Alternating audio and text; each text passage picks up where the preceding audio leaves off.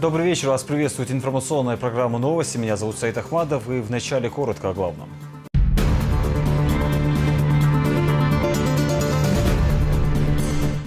Социальное, экономическое и политическое развитие страны. Каждый, кто честно трудится в своем бизнесе или как наемный работник, должен чувствовать, что государство, общество на его стороне. Обращение Путина к Федеральному собранию. Рамзан Кадыров вместе с чеченской делегацией побывал на ежегодном послании президента страны. Рассмотреть вопросы поддержки региональной промышленности. Наша задача в том, чтобы помочь республике и инвестору в проект довести проект до логического завершения. Республику посетила делегация из Федерального Минпрома. Борьба с коррупцией. Противодействие коррупции остается приоритетным направлением деятельности правоохранительных органов и прокуратуры. Главный прокурор Чечни провел встречу с представителями правоохранительных органов. К Международному дню инвалидов.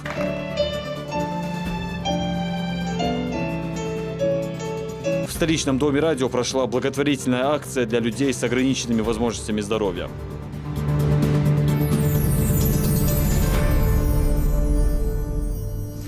Президент России Владимир Путин обратился к Федеральному собранию с ежегодным посланием. Оглашение по традиции прошло в Георгиевском зале Кремля. На встрече побывала и чеченская делегация во главе с Рамзаном Кадыровым. Здесь также присутствовали министры, депутаты Госдумы, сенаторы, видные религиозные и общественные деятели и главы регионов. Тему продолжит Ясмина Гацаева. На очередном послании президента России Федеральному собранию речь шла в основном об экономике, социальной сфере и внутренней политике. По словам Владимира Путина, руководству приходится решать задачи в сложных условиях. Народ России вновь убедительно доказал, что способен отвечать на непростые вызовы, отстаивать и защищать национальные интересы, суверенитет и независимый курс страны. Граждане объединились, и мы это видим. Надо сказать спасибо за это нашим гражданам. Они объединились вокруг патриотических ценностей не потому, что всем довольны, что все их устраивает. Нет, трудностей и проблем сейчас хватает. Но есть понимание их причин, а главное уверенность, что вместе мы их обязательно преодолеем. Готовность работать ради России, сердечная, искренняя забота о ней – вот что лежит в основе этого объединения. При этом люди рассчитывают, что им будут обеспечены широкие и равные возможности для самореализации, для воплощения в жизнь предпринимательских, творческих, гражданских инициатив. Рассчитывают на уважение к себе, к своим правам, свободам, к своему труду. Как отметил Путин, главное богатство России – это люди, и политика властей должна сводиться к сбережению этого дара, умножению человеческого капитала. Поэтому усилия нужно направить на поддержку традиционных ценностей и семьи, на демографические программы, улучшение экологии, здоровья людей, развитие образования и культуры. Мы продолжим изменения в социальной сфере, чтобы она становилась ближе к людям, к их запросам, была более современной и справедливой. Социальные отрасли должны привлекать квалифицированных людей, талантливую молодежь. Поэтому мы повышаем зарплаты специалистов, улучшаем условия их труда. Отмечу, что конкурс в медицинские и педагогические вузы, совсем недавно он был почти нулевой, уверенно растет. В 2016 году на педагогические специальности он составил 7,8 человек. А в 2016 году, вот после прошедшего приема, общий конкурс на бюджетные места в медицинские вузы составил уже почти 28 человек на место. Дай им всем Бог здоровья и успехов в их работе, молодым специалистам в будущем. Хорошо помню, как в свое время обсуждали с коллегами проекты развития высокотехнологичной медицинской помощи, а также сети перинатальных центров, которых у нас и не было совсем. Сейчас их в 2018 году в России уже будет 94. И сегодня наши врачи спасают новорожденных в самых трудных случаях. И по этим показателям мы также вышли на позиции передовых стран мира. Вот по итогам еще 2015 года показатели медицинской смертности составили в России 6,5 на 1000 родившихся живыми.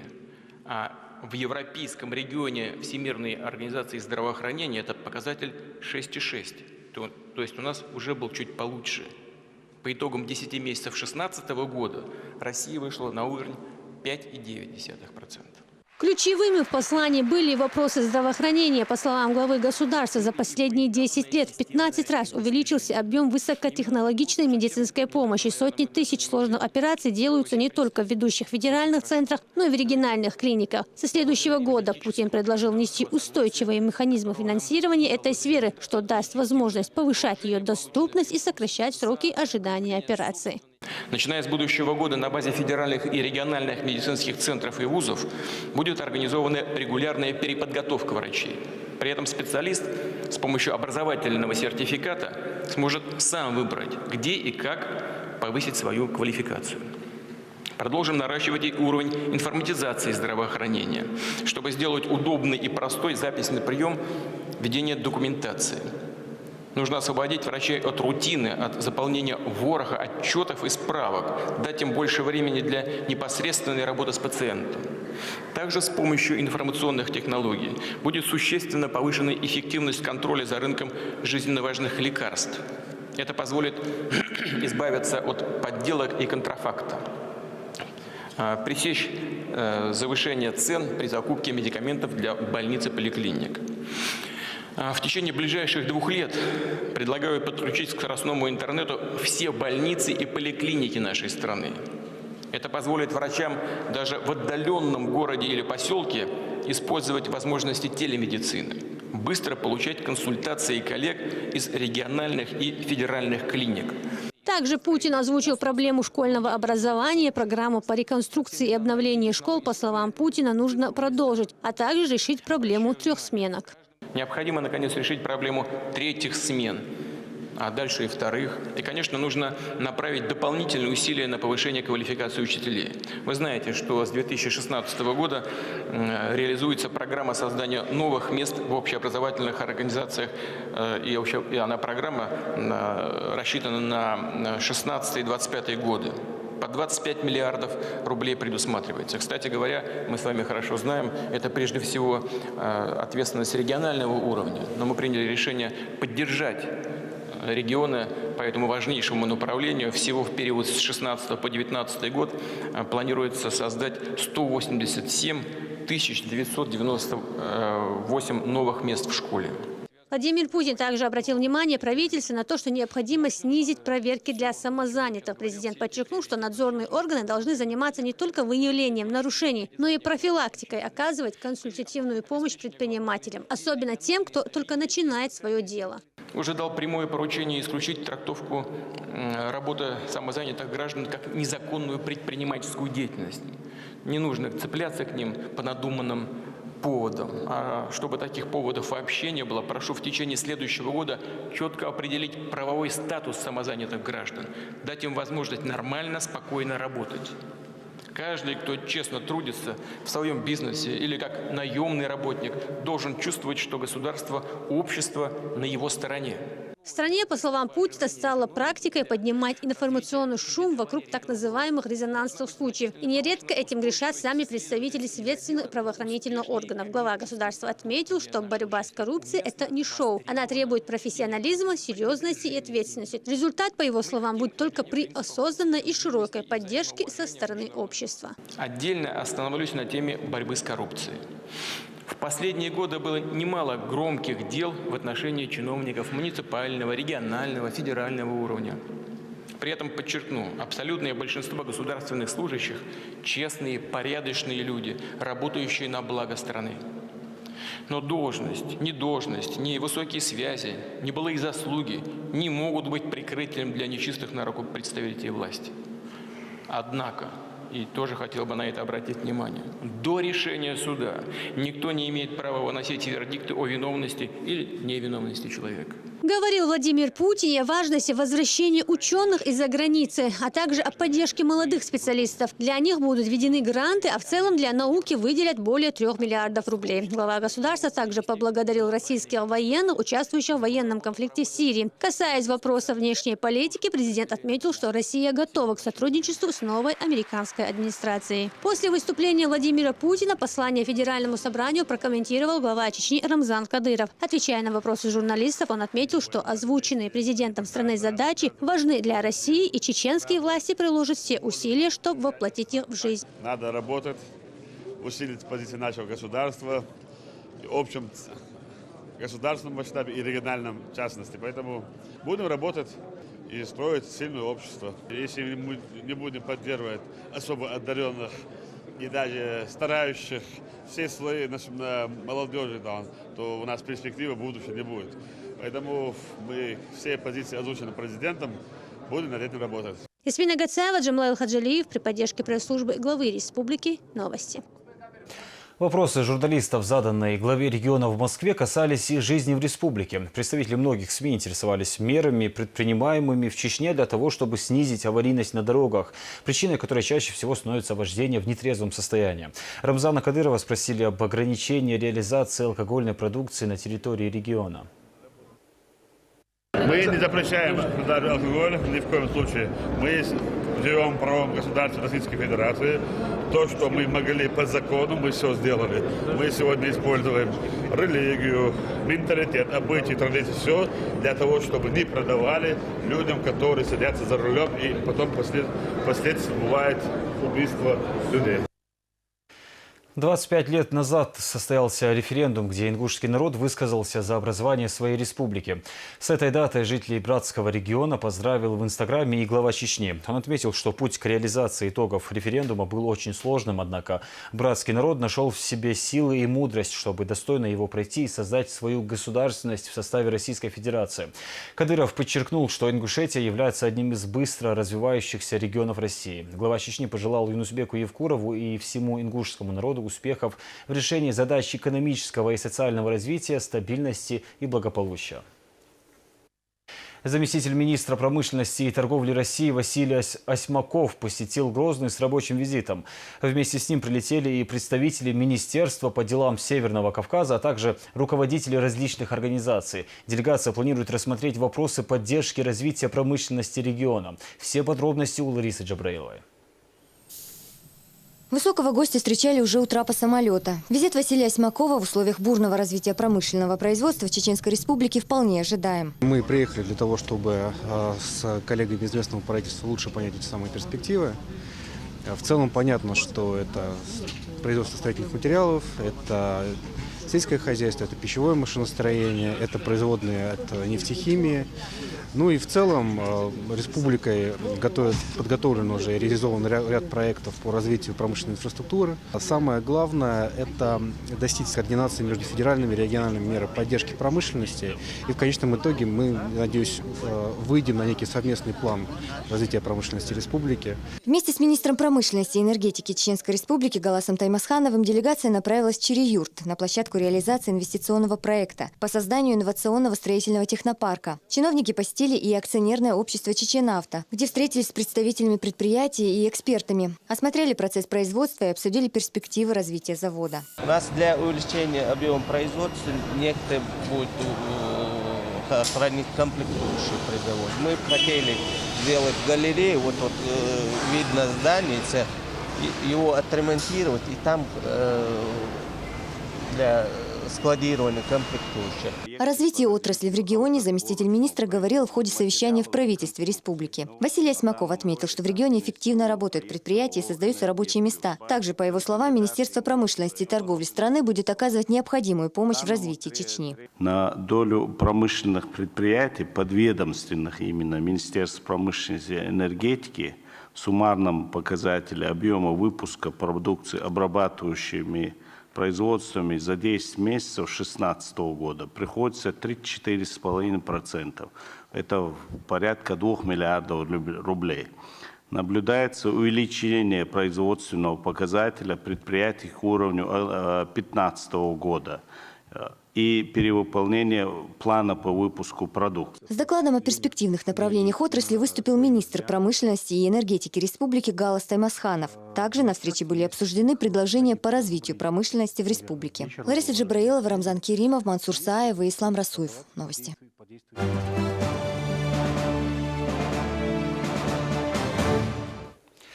Главный прокурор Чечни провел совещание, посвященное борьбе с коррупцией. Шарпуди Абдулкадыров подчеркнул необходимость тесного взаимодействия.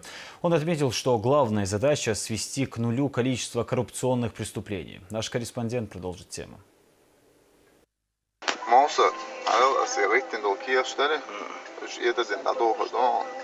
Точно.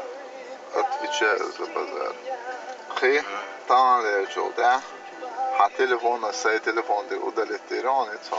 Это съемка задержания Исы Юсупова, заместителя руководителя Грозненского межрайонного следственного отдела Следственного управления по Чеченской Республике в сентябре этого года. Юсупов тогда сообщил местной жительнице об известном ему факте хранения в ее аптеке психотропных средств. Потребовал за хранение тайны 300 тысяч рублей. В момент передачи денег он был задержан.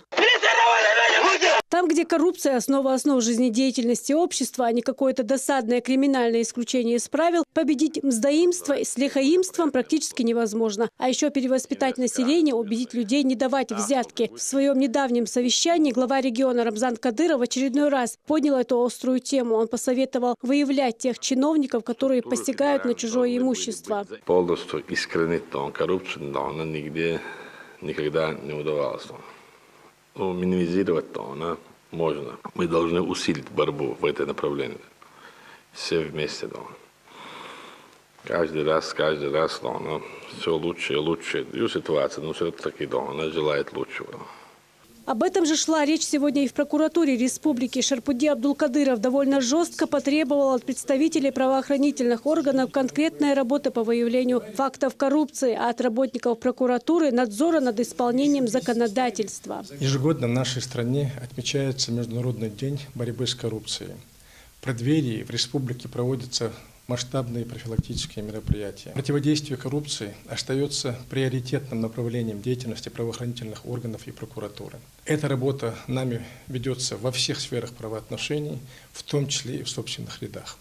За 10 месяцев текущего года общими усилиями поставлено на учет 251 преступление данной категории, из которых 24 факта о получении и 54 о даче взятки. По 11 тысячам нарушениям законов прокурорами вынесено около 7 тысяч актов реагирования.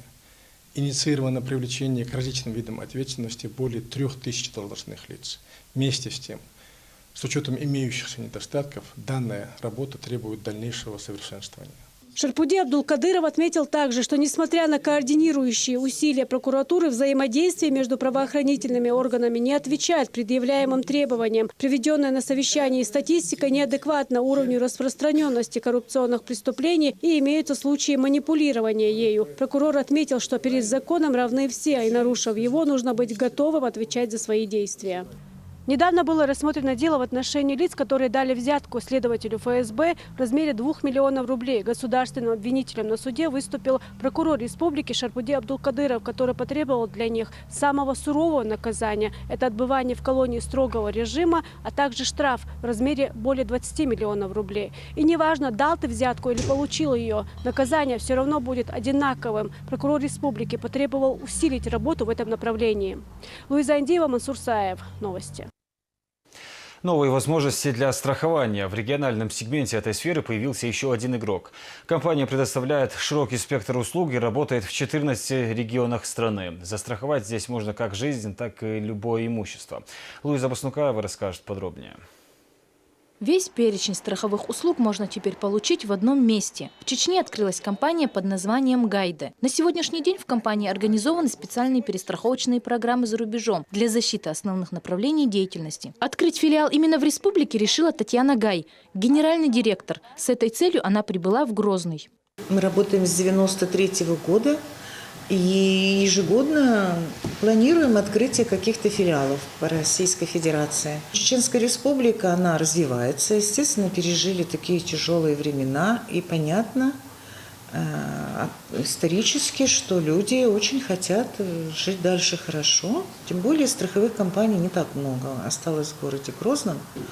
Филиал располагается по удобному для клиентов адресу Шерипова, 64. Компания, представленная в более чем 14 регионах страны, имеет большой опыт предоставления страховых продуктов. На должность директора филиала в Грозном выбрана Таисия Мурдалова, специалист с большим стажем. Наша компания начинает свою деятельность по основным видам страхования. Это страхование жилья, страхование транспортных средств, а именно ОСАГО, обязательный вид страхования, страхование ответственности перевозчика, страхование опасных производственных объектов, страхование ответственности финансовых рисков туроператора и основных видов страхования. Самый первый вид страхования в продаже это будет ОСАГО. Соответственно, ущерб будет возмещаться путем направления на станцию техобслуживания. Мы будем выполнять все требования законодательства федерального закона об обязательном страховании ответственности и иных видов страхования. Вся официальная часть завершена, и офис уже принимает клиентов, готовых страховать авто, недвижимость, жизнь и многое другое. С появлением новой страховой компании у потребителей появился большой выбор – страховаться там, где для них выгоднее условия, так как гайды предлагают полный набор услуг, ориентированных на интересы клиентов. Луиза Баснукаева, Тимур Хайдаров. Новости.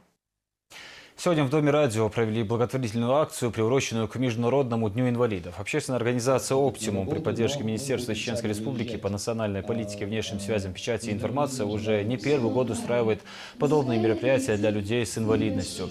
Перед собравшимися выступили творческие коллективы из Ставрополя, Волгограда, Краснодарского края и Кабардино-Балкарии. Кроме того, в рамках акции почти 100 человек получили продукты питания. Потому что у нас в республике очень много инвалидов. Конечно, там у нас есть региональный фонд, который тоже очень-очень много сделал для инвалидов. Вот, тем не менее, еще дополнительный маленький, но стимул для инвалидов, чтобы они чувствовали себя чуть лучше.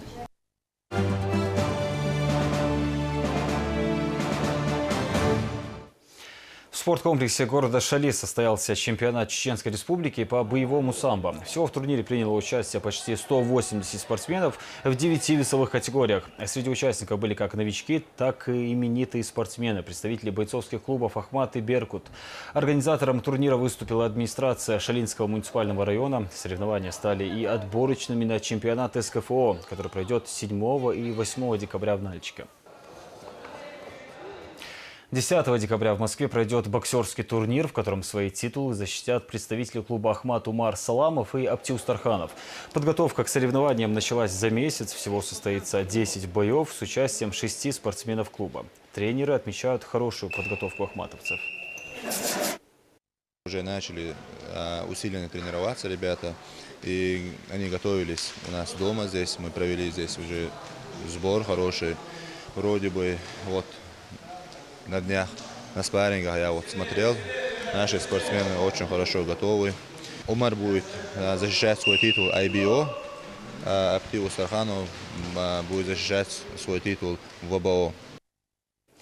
Терек обрадовал своих болельщиков еще одной победой. Грозинская команда сыграла с Краснодаром. Начиная с первого тайма наши футболисты не упускали инициативу. За игрой наблюдал мой коллега Изнаур Заурбеков. С начала матча игра шла без видимых преимуществ. Обе команды проводили ряд атак по воротам противников. При одной из них Терек смог заработать угловой, которому и суждено было открыть счет в этой встрече. После точного навеса от Георгия Грозова полузащитник Факунда Пирис головой отправил мяч в ворота противника. На его счету в этом сезоне. Подача 1-0. Терек забивает. 1-0. Не прошло и 10 минут после первого гола, как оборона краснодарцев была опять провалена. Румынский игрок Терека Георгий Грозов теперь уже сам забил гол. Удар дальний 2-0. Терек увеличивается преимущество на 33-й минуте. Это Георгий Грозов. После 2 голов уже в первом тайме болельщики поддерживают свою любимую команду, не жалея голосовых связок. При таком раскладе 12-й игрок Терека ждет от своих любимцев наилучших результатов в этом сезоне.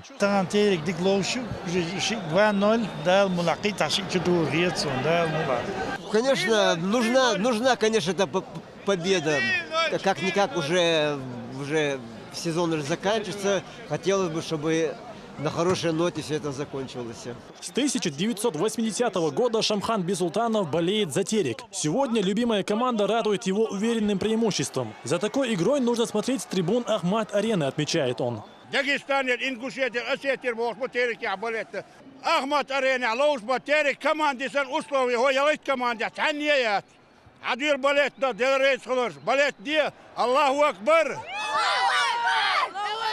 До конца первого тайма счет на табло так и не изменился. Болельщики Терека бодро провожают игроков на перерыв.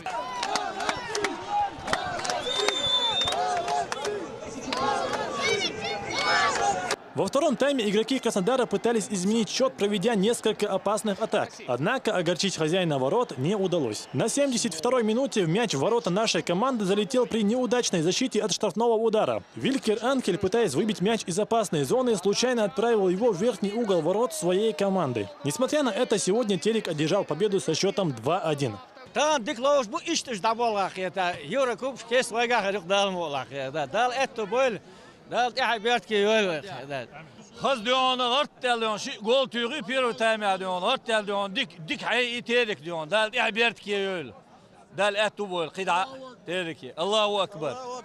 Следующая игра Терека будет выездной. 4 декабря команда сыграет против московского «Локомотива» на их клубном стадионе. Из Наур Заурбеков, Муслим Типаев и Ислам Расуев. Новости. На этом наш выпуск завершен. Следите за нашими новостями в социальных сетях Инстаграм и ВКонтакте. Также оставайтесь в розыске.